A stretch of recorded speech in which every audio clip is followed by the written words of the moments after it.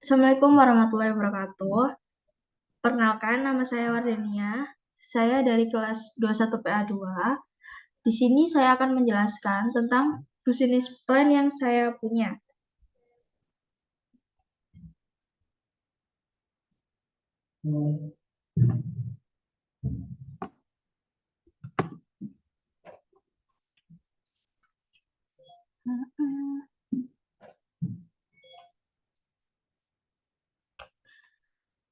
Saya akan menjelaskan sedikit tentang hijab.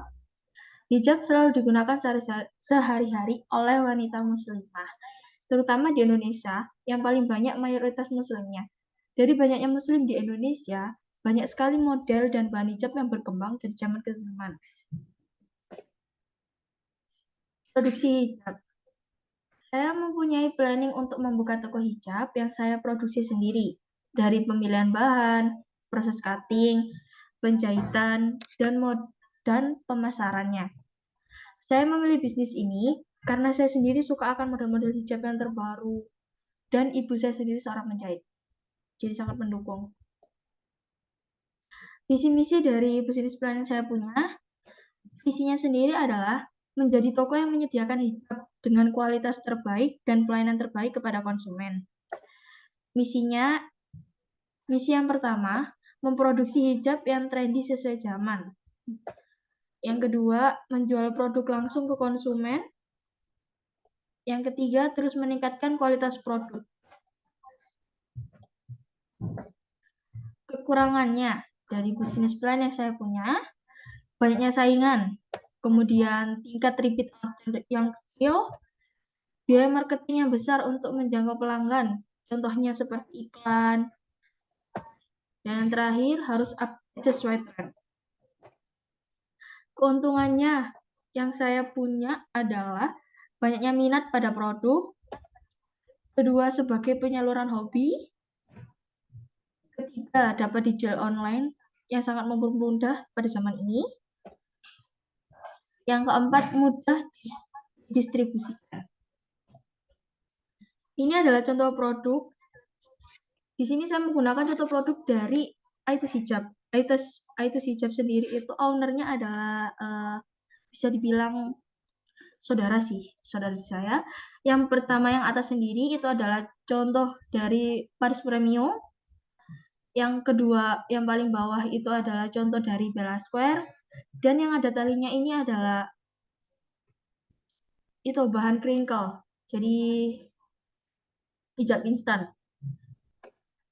Kemudian di sini ada tim produksi. Tim produksi sendiri ada 3. Yang pertama itu owner, yang kedua itu penjahit, dan yang ketiga itu karyawan. Di sini owner mempunyai tugas sebagai berikut. Yang pertama, mencari dan membeli bahan hijab. Dan yang kedua, menentukan model dan warna.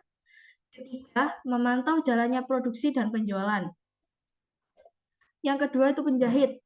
Penjahit juga mempunyai tugas. Yang pertama, membentuk dan menggunting bahan sesuai pola yang sudah ditentukan. Yang ketiga, menjahit dan menempel brand untuk proses terakhir.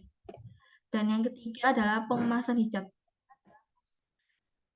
Yang ketiga adalah karyawan. Karyawan mempunyai tugas sebagai berikut. Yang pertama adalah menata produk di toko agar dapat menarik pelanggan. Yang kedua, melayani pembeli dari offline maupun online. Contohnya sebagai packing barang, mengeprint resi, dan lain sebagainya. Yang ketiga ialah mengecek stok barang agar barang itu tidak habis. Jadi sebelum habis itu dia bisa memberitahu owner agar bisa merestok ulang. Kemudian proses produksi. Yang pertama, mencari dan membeli bahan yang cocok. Owner harus sering mengecek bahan yang akan habis. Terus yang kedua itu mengecek tren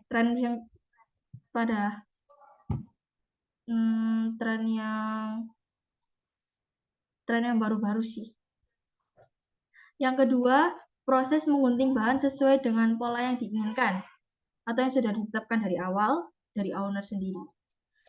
Yang ketiga, proses menjahit bahan dan nama brand yang telah dipotong.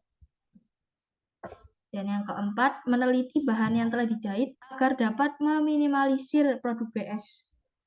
Agar tidak adanya retur barang atau komplain dari pelanggan, kan kita dapat meminimalisirnya. Yang kelima, pengemasan produk hijab agar terlihat lebih rapi dan dapat menarik konsumen.